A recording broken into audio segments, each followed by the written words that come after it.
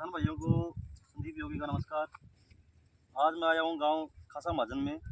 हमारे एक जमींदार मित्र है नवीन फगेड़िया जी, इनसे मिलने के लिए। तो इनको हमने कुछ प्रोडक्शन के बीज के बारे में बात की थी, बताया था भी जो आप नॉर्मल खेती कर रहे हो उससे हटके थोड़ा खेती करो प्रोडक्शन वाली, उसमें 2 पैसे का फ़ायदा भी होता है। कुछ चीज़ें हैं जो खुद किसान अपने मुँह से बताएंगे इन्हें क्या क्या फ़र्क लगा है।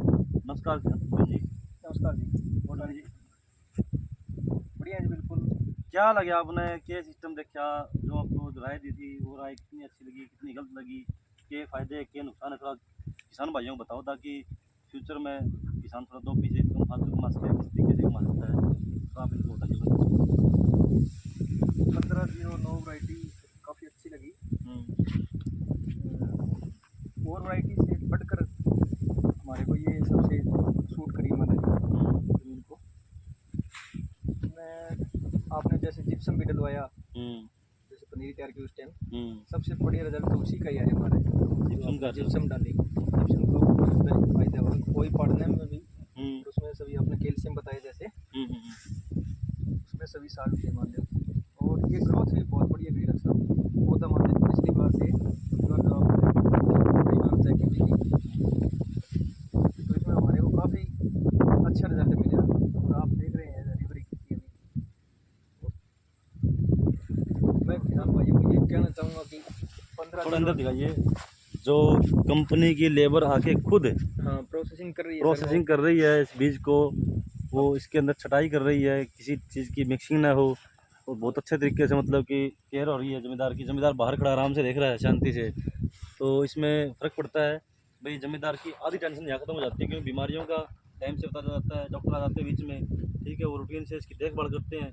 उसके बाद जब कटाई होगी उस टाइम भी ये लोग आएंगे दोबारा और अपने हिसाब से जो कंबाइन वगैरह साफ़ करवाएंगे, तो बहुत जिम्मेदारी हो जाती है प्रोडक्शन के बीज की। तो इसके लिए मैं धन्यवाद देना चाहता हूँ नवीन भाई का, जिन्होंने ये कदम उठाया है। और जहाँ तक मुझे लगता है ये इस बात से खुश हैं, क्योंकि देखने में जितने आसपास के जितने देखे एकड़ उनमें 80% फसल दिख रही है अब तक। और दूसरी सबसे बड़ी बात, बीमारी का अब तक कोई नामो निशान नहीं दिख रहा, क्योंकि कुछ चीज़ें ऐसी जो ऑर्गेनिक के रूप में हमें इनको रिकमेंड की थी वो हमारे कहने से चल भी रहे हैं। और इन्होंने जिप्सम डाली थी, जिप्सम डालने के बाद ज़मीन के अंदर की जो गर्मी है, उमस है, वो ख़त्म हो जाती है, जिससे बीमारियां जो फंगस है उस पर कंट्रोल हो जाता है पौधे का। और जो खुराक नीचे है सल्फ़र की वजह से, जो सल्फ़र जिप्सम के अंदर होती है, उस सल्फ़र की वजह से जो भी खुराक हम डालते हैं वो पौधे तक बड़े अच्छे रूप से पहुँचती है, पौधा सांस लेने लगता है अच्छे से, तब जाके वो पौधा अपनी अच्छी ग्रोथ करता है। अब हम दिन रात जो दवाइयाँ डाल रहे हैं, जो दुनिया भर का जहर डाल रहे हैं, उससे ज़मीन चौक हो चुकी है। जो DAP यूरिया हम एक्सेस मात्रा में डाल रहे हैं, उससे हमारी जो ज़मीन है सांस नहीं ले पा रही, इस वजह से इतनी दिक्कतें आ रही है कि पूछो मत। कभी ये बीमारी कभी वो बीमारी। ज़मींदार पैसा लगा लगा के थक गया, ज़मींदार पैसा लगा लगा के वहाँ तक गया जो डीलर के पास पैसा जा रहा है, डॉक्टरों के पास पैसा जा रहा है, अपने खेती पैसा नहीं जा रहा। लास्ट में फसल उठती है, मरती है, फिर कहते हैं हम क्या करें जी, दवाइयाँ हमने दी है, लेकिन ज़मींदार क्या करे जिसने इतना पैसा लगा दिया, उसके बावजूद रिजल्ट नहीं है। तो देख सकते हो इस धान के अंदर आपने देखा है अब तक किसी तरह की पत्ता लपेट की बीमारी भी नहीं है। अब की बार तो पत्ता लपेट का बहुत प्रकोप है, इतना ज़्यादा प्रकोप है कि सारे आसपास के एरिया के जो खेत लगभग खत्म हो चुके हैं पत्ता लपेट की वजह से। बहुत दवाइयाँ बिक रही है, पत्ता लपेट की बीमारियाँ हर रोज़ आ रही है, लेकिन उसके बावजूद यहाँ पे देखने को मिल रहा है। देखो मैं दिखाता हूँ आपको अच्छे से, किसी भी एक पत्ते के अंदर सिंगल भी पत्ता लपेट की बीमारी नहीं है। कारण क्या है इसका? इसका कारण ये नहीं है कि पत्ता लपेट की बीमारी आसपास में नहीं है, आसपास में है, लेकिन इसके अंदर, इस धान के अंदर उमस नहीं है। उमस का मतलब हमने इसके अंदर जो जिप्सम डलवाई है ना, उससे इस ज़मीन के अंदर की जो उमस है वो ख़त्म हो चुकी है। और जो ग्रोथ है, जो कैल्शियम है जिप्सम के अंदर, उससे जो कैल्शियम बीमारियों को ख़त्म करता है। किसी टाइप की बीमारी जो हमारी ऊपरी बीमारी होती है, कोई तेला चेपा या किसी टाइप की मच्छर मक्खी, कोई जैसे सुंडी वगैरह है, उनका अटैक बहुत कम हो जाता है, क्योंकि इससे कैल्शियम से जो पौधा प्रभावित होगा, कैल्शियम की वजह से जो पौधा मजबूत होगा, मजबूत पौधे के ऊपर बीमारी लगती नहीं। इसका एक छोटा सा उदाहरण देता हूँ। 2 बच्चे देख लो आप किसी तरह के, जो एक तो नॉर्मल जो दूध दही राशि घी जो गाँव के बच्चे होते हैं, एक कोई शहर के बच्चे जिनको ये चीज़ नहीं मिल पाती प्योर। अब उनकी दोनों की सेहत में दिन रात का फ़र्क होता है। गांव वाले बच्चे दिन रात मेहनत करते हैं, भागा दौड़ी करते हैं, उनको कोई फर्क नहीं पड़ता धूप का, गर्मी का, कोई ज़्यादा ठंड का, ये सब नहीं पड़ता, तो एक काम करते रहते हैं, गाँव में खेती करते हैं। लेकिन जो शहर का बच्चा है, जिनको वो प्योर चीज़ नहीं मिल पाती, जिस वजह से उनका जो अंदर का इम्यूनिटी सिस्टम है वो कमज़ोर है।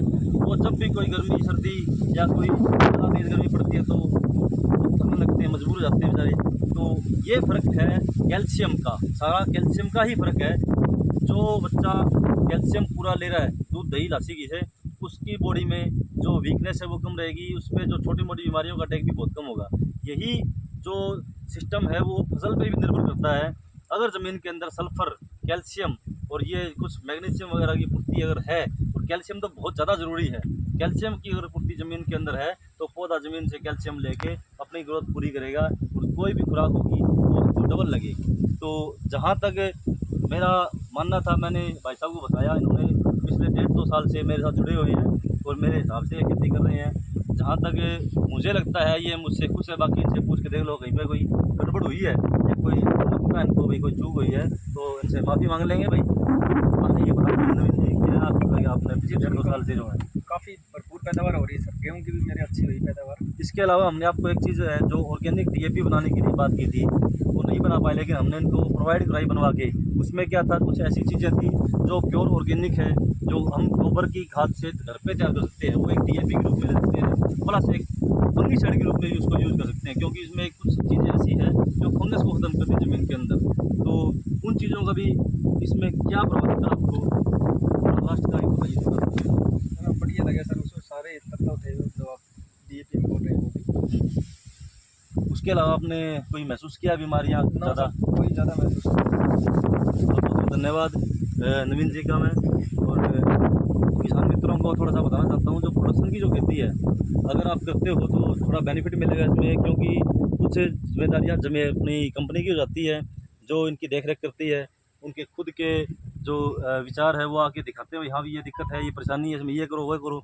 टाइम पे इनको अगर ज़मींदार को साथ मिल जाए किसी कंपनी वाले का, तो उसमें थोड़ा सा ज़मींदार को बेनिफिट हो सकता है।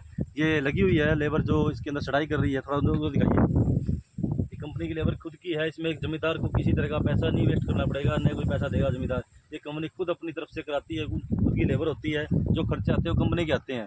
तो इसमें बेनिफिट ज़मींदार को ये रहता है भाई, इसमें छटाई हो जाती है, कुछ ऐसे धान है बीच में जो बालियाँ निकल जाती है लेकिन उसमें दूध नहीं बनता, तो उसको निकाल के बाहर फेंक देते हैं ताकि बीज खराब ना हो।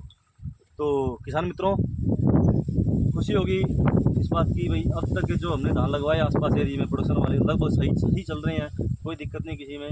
और आशा भी आगे भी ऐसे नवीन जैसे ज़मींदार हमसे जुड़ते रहेंगे और प्रोडक्शन वाली खेती के बारे में कुछ लोगों को राय अच्छी लगे या गलत लगे हमें कमेंट में बता दीजिए। धन्यवाद।